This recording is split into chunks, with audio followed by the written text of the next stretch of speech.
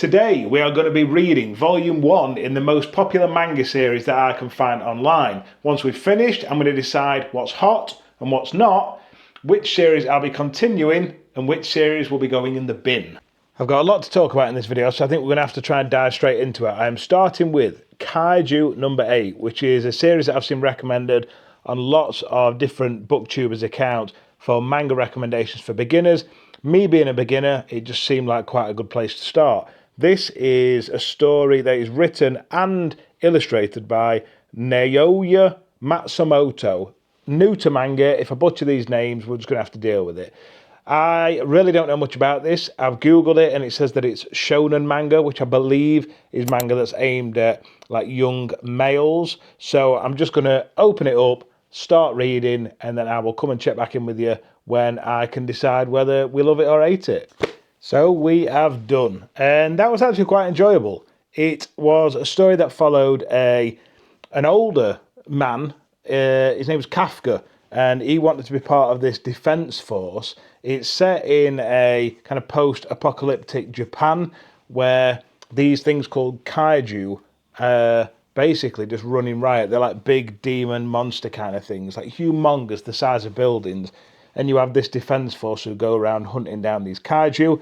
Right at the start of the book, he wants to become part of this defense force, but it turns out he's applied in the past and just didn't get in. First chapter, he comes into contact with a kaiju, which basically goes in him and he becomes half kaiju. Throughout the start of the story, he starts to learn how to control this so that other people can't see that he's kaiju. And the story then follows his entrance into this defense force and his constant fight to decide whether he wants to try and prove himself as a warrior without the help of his kaiju powers, or whether he wants to call upon these newfound powers that he has been given. A lot of really good things about this story. Some of the main characters were decent. I'm not going to pretend that they absolutely blew me away. They didn't. Certainly not any of my favourite characters I've ever read in fiction. I really like the simplicity of the art compared to Berserk, which was my first ever manga, which I'm currently reading at the minute.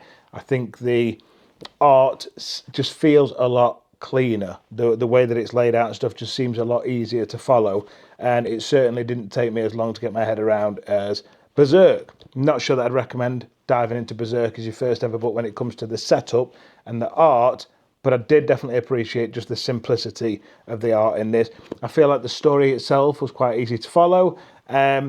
I am interested to see where the story goes after this one. I'm not sure I'm going to be in a rush to dive straight into book 2. I've got other books that I think I'm going to prioritise first, but it's definitely a book that I would recommend if you're new to manga and you just want to kind of dip your toe in to see whether the different medium is up your street or not. The next book I wanted to try is the original Dragon Ball. This is a series that I knew when I decided that I was going to give manga a go that I had to try. I didn't grow up really watching any anime at all other than Pokemon, and that was a little bit. I played the games more than I watched the TV. But Dragon Ball was a series that a lot of my friends used to talk about when I was growing up, and just something that I didn't really get into. So I'm aware of some of the character names and things like that. I'm aware of the premise behind it. I think they're like hunting these Dragon Balls. I don't know why. But other than that, I don't really know much more about Dragon Ball. But it just feels like one of them series that if I'm going to get into manga, I would be stupid to not try. So this is definitely one of the books in this video that I think I've been most excited for. And I'm excited to see how this hits as an adult for an adult, I guess, that doesn't have the nostalgia of the anime growing up. So I'm going to shut up again and I'm going to start reading Dragon Ball for the first time. I've finished Dragon Ball and that was so much bloody fun. I didn't know what to expect going into this. Obviously I've seen the memes and I've heard people in the past talking about it, but I didn't know the premise behind the story. And it's wild. So you've got Son Goku, who's a 12-year-old, seems like some like warrior sort of person, whose granddad's died, is living on his own in solitude, and then this young 16-year-old girl called Bulma rocks up and she's like, I'm searching for Dragon Balls. That looks like a Dragon Ball that you've got. And he's like, no, this is my granddad. And it's just like this orb ball looking thing. She's like, can I have it? 'Cause I'm on the search for them. No, absolutely not. This is my granddad. well, come on an adventure with me, Goku, and we can go and search for these together. If we find them all, we'll then summon this big dragon who will give us one wish. So he's like, adventure? Sounds pretty fun. I'll come with you. So the story then follows Bulma and Goku, who are going on this adventure to find these Dragon Balls so they can then get one wish granted. En route, they meet loads of bonkers, strange, odd characters.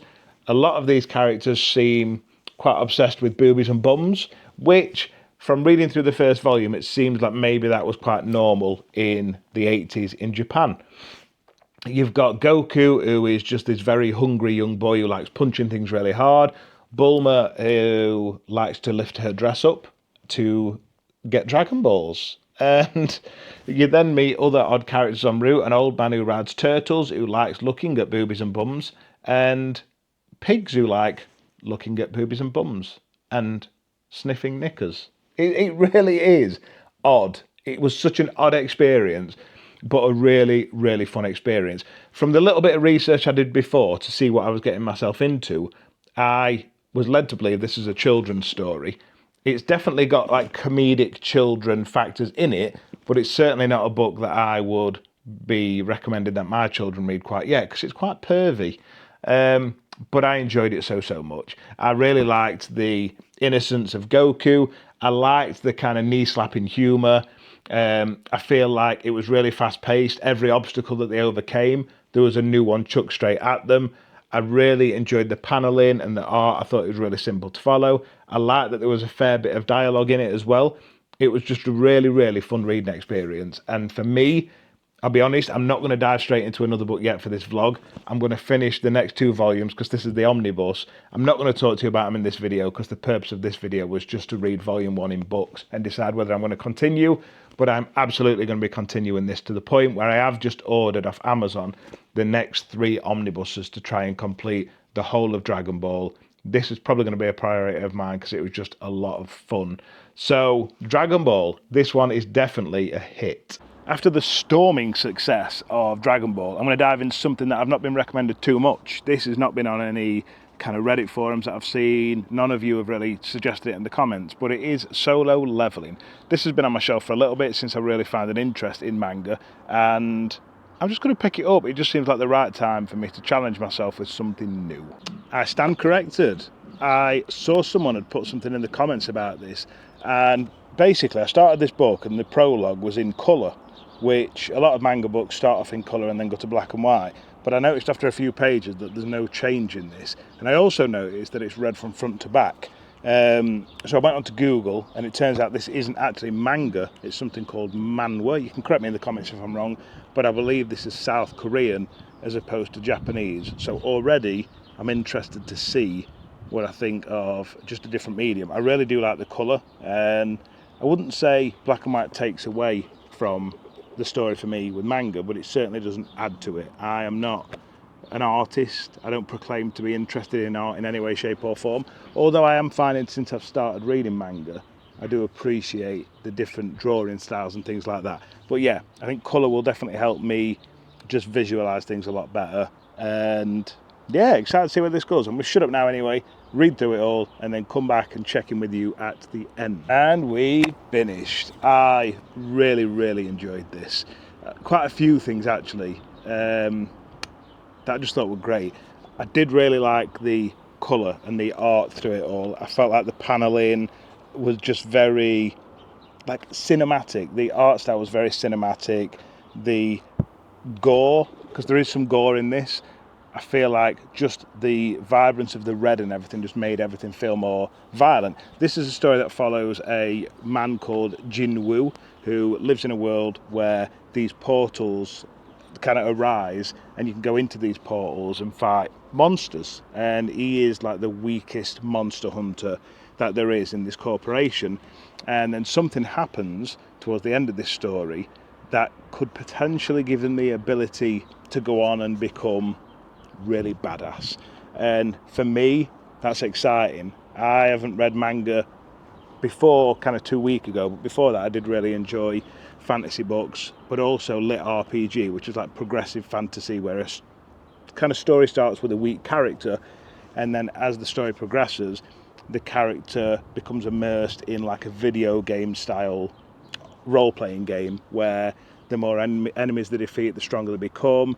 They can unlock new loot and things like that. And it seems like this might be the way that this story is going. If it does, then this is going to be bang up my street. Really, really enjoyed this, and this is definitely a series I'm going to continue. The last one I'm going to try in this video is Attack on Titan, because I've heard so many people talking about that series, and I feel like just jumping on the bandwagon. We're going to read it a bit differently, because we use my e-reader. I can get it for free.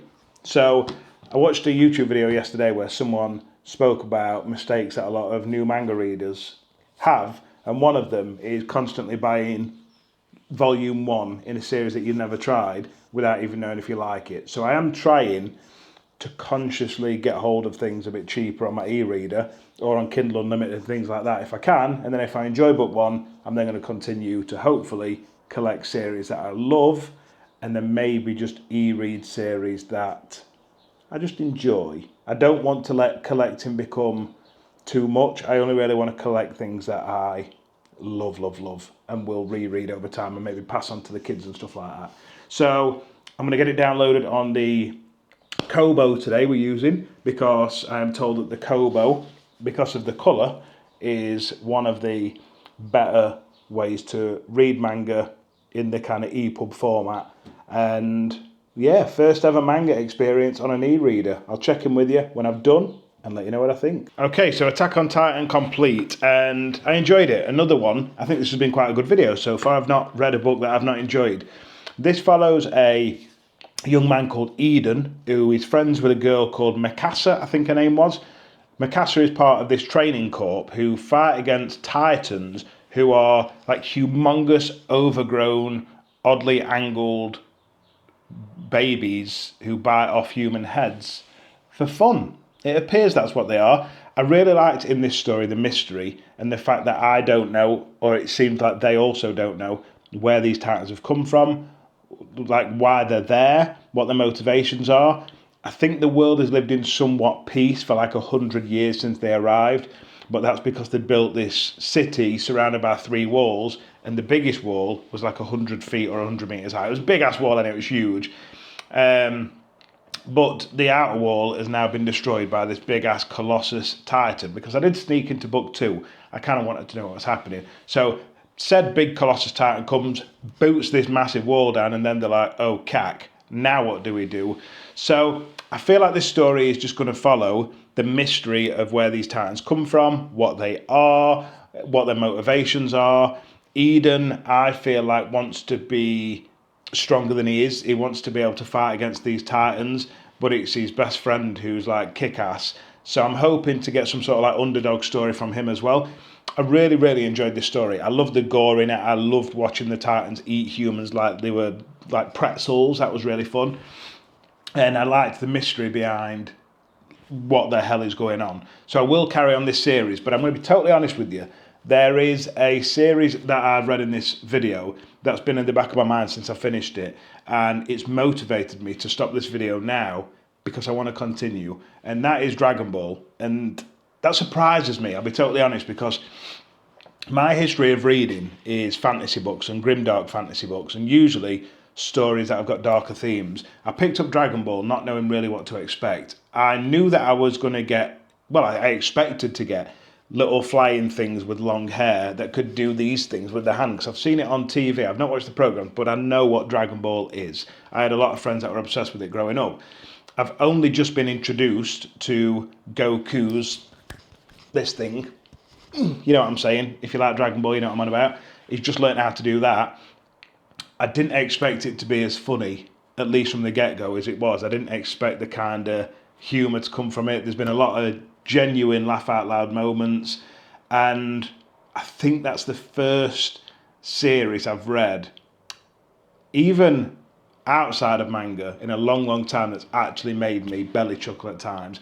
And I miss it, and I want to go back to it. I'd be interested to know what series kind of gave you that feeling when you first started out in manga. You know, that feeling where when you put it down, you're just kind of desperate to get back to it. And I think for me, Berserk has been giving me that feeling, but I also feel like because of how dark it is, I definitely need breaks from Berserk and some lighter reads. But I feel like Dragon Ball is that series for me that I'm going to be able to pick up whenever I want, no matter what the mood, and it will just make me feel good. So drop in the comments and tell me what series did that for you or still does that for you today. So for now, we're going to wrap up this video. I think it's been a success. It's introduced me to 4 new series that I think I will continue every single one of them. If you've got any more recommendations for books that you think I should try, drop it down in the comments. As always, if you've watched till this point, I truly appreciate you the most. I will see you in the next one.